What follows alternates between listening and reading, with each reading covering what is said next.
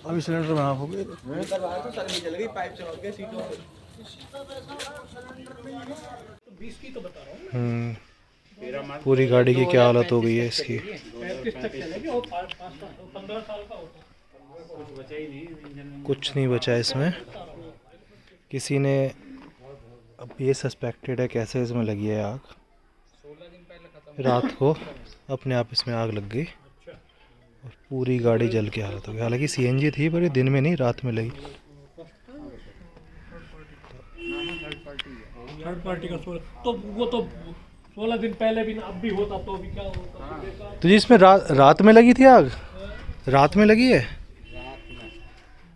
को बता रहे हैं। तो चला के लाया था उस दिन में भी खड़ी थी। और अरे ये तो फिर शाम के टाइम।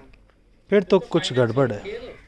नमस्कार दोस्तों, जैसा कि आप लोगों ने देखा किस तरीके से एक गाड़ी पूरी तरीके से धो करके जल चुकी है और उसमें कुछ भी नहीं बचा है।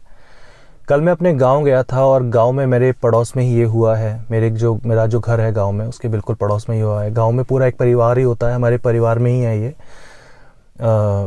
ऋषभ नाम है इस लड़के का जिसने ये गाड़ी ली थी और अभी बहुत मेहनती लड़का है। इसने कुछ दिन पहले ही ये गाड़ी लगभग 3.5 लाख रुपए में ख़रीदी थी। ये मारुति की इको है और 2020 मॉडल था और सीएनजी फिटेड गाड़ी थी। इसने अभी ख़रीदी थी कुछ दिन पहले और रात लगभग 2 से 3 बजे के करीब इसमें ये आग लग गई।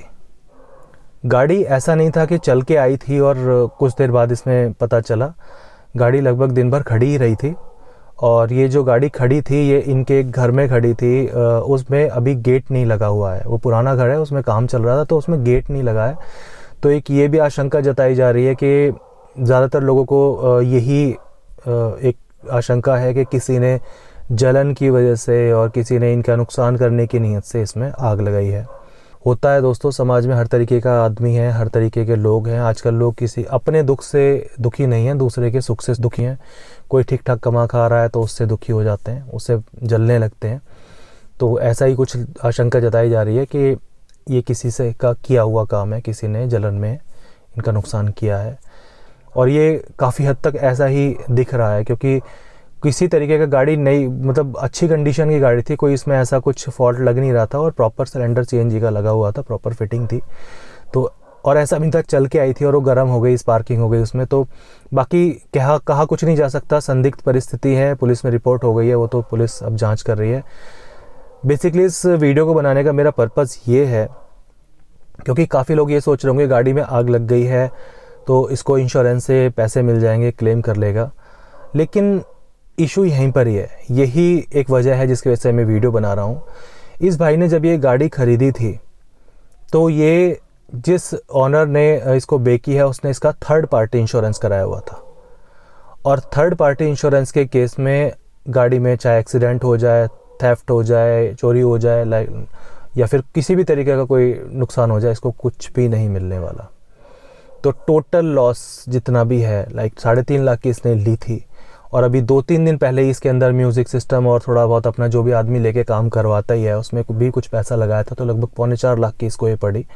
तो ये 3.25 लाख का नुकसान एक गरीब किसान परिवार में बहुत बड़ा नुकसान होता है और आज भी एक सपना होता है गाड़ी लेना, बहुत बड़ी चीज़ होती है।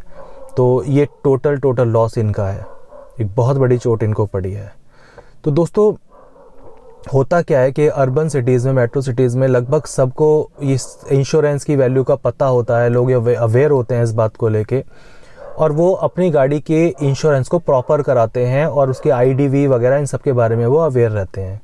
तो वो प्रॉपर वैल्यू का इंश्योरेंस कराते हैं। लेकिन गांव देहात में होता क्या है कि उधर ना इंश्योरेंस के एजेंट जो होते हैं उनकी भी थोड़ी कमी होती है। कुछ लोगों का एक नेचर भी होता है कि पैसे बचा लेते हैं।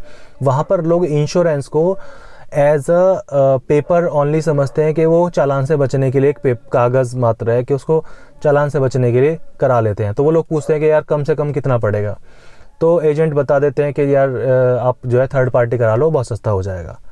यहाँ पर ही वो बस मात खा जाते हैं, वो थर्ड पार्टी सस्ते के चक्कर में करा लेते हैं और बाकी क्या उसका रेपोकेशंस होते हैं, क्या उसके नुकसान होते हैं, वो आप देख सकते हैं कि इस भाई का अगर इंश्योरेंस होता तो ये सारे के सारे जो भी गाड़ी की आईडीवी लगती वो इसको मिल जाती।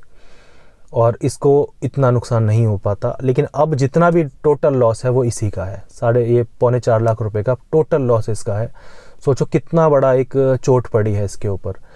तो यहाँ पर मैं आपसे यही कहना चाहूँगा कि कभी भी, काफ़ी सारे लोग यहाँ पर भी मैंने देखा है ये करते हैं इंश्योरेंस के केस में कि आईडीवी कम करवा लेते हैं अपनी गाड़ी की क्योंकि प्रीमियम कम हो जाए। तो वो कहते हैं कि यार प्रीमियम कम से कम कितना बन जाएगा, तो लोग क्या करते हैं, एजेंट उनकी आईडीवी कम कर देता है। आईडीवी मतलब जो एक व्हीकल की एक वैल्यू लगती है कि आपकी गाड़ी की टोटल कीमत ये लगा रहा है इंश्योरेंस कंपनी, वो उसको कम करवा लेते हैं। प्रॉपर कीमत होती है, उसके अकॉर्डिंग आप चलेंगे तो प्रीमियम का अमाउंट भी उस हिसाब से ज़्यादा बैठेगा। आप इसको थोड़ा कम करवाएंगे तो यहाँ से प्रीमियम भी कम हो जाता है। लेकिन ये कुछ 100 में या 1000 में कम होता है और ये लाखों में और हज़ारों में डाउन हो जाती है। मतलब जो एक रेशो है वो बहुत ज़्यादा है, तो आईडीवी बहुत ज़्यादा डाउन हो जाती है। ये नहीं कराना चाहिए।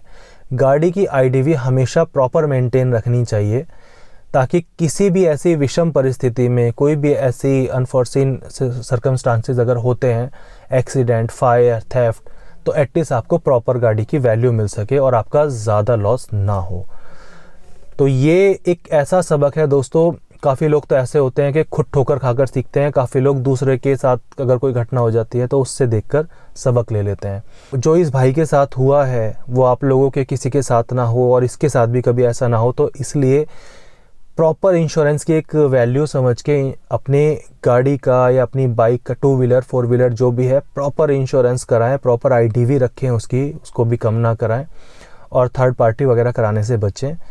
प्रॉपर इंश्योरेंस कराएं ताकि आपको किसी भी ऐसी विषम परिस्थिति में इतना नुकसान ना हो और आपको उसका क्लेम मिल सके। यही मेरा उद्देश्य था दोस्तों इस वीडियो को बनाने का, ताकि आपको एटलीस्ट कुछ जानकारी मिल सके और ये कभी भी इन फ्यूचर कोई अगर लॉस से आप लोग बच सकें। तो कैसा लगा वीडियो आपको प्लीज़ कमेंट सेक्शन में बताइएगा। कोई भी आपके क्वेश्चन है तो आप वहाँ पर कमेंट में लिख सकते हैं, मैं कोशिश करूँगा उसके जवाब देने का। फिर मिलूँगा दोस्तों एक और नए वीडियो में, तब तक के लिए goodbye and take care.